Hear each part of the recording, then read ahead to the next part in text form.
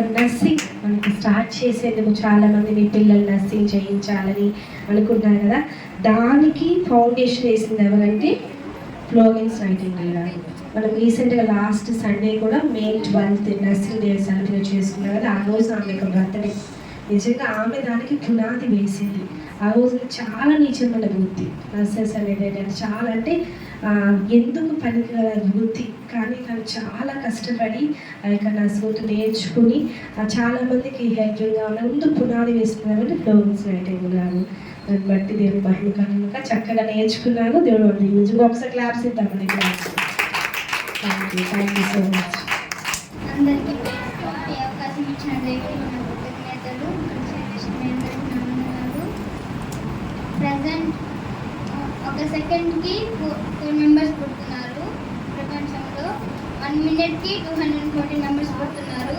1 అవర్కి 14,400 members పుడుతున్నారు. 1 డేకి 3,45,600 members పుడుతున్నారు.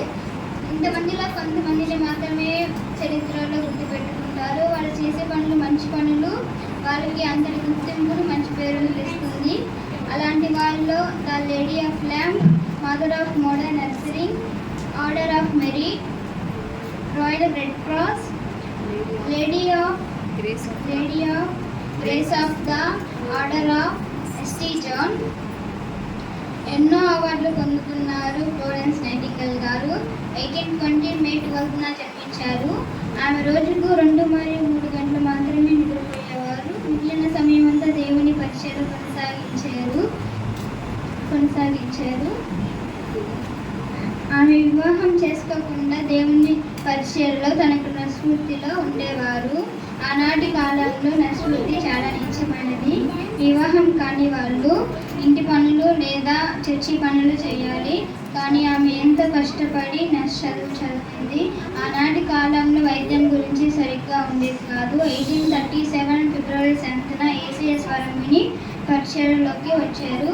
1854లో British, France, Latvia, Turkey, ఉక్రెయిన్లో యుద్ధం జరగగా 30,000 మంది చనిపోయారు.